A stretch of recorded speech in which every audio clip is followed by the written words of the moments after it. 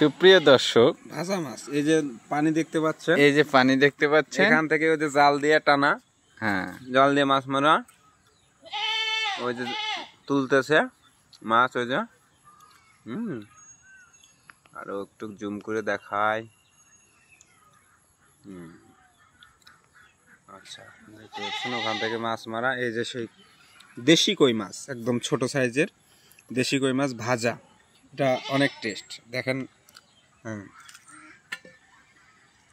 গরম গরম এই ভাজা দেশি কই মাছ খেতে মজা। দেখেন কালারটা, দেখেন দেশি একদম। মজা।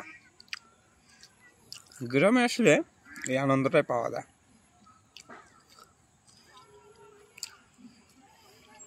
একদম দেশি কই মাছ, খুব স্বাদ। কানা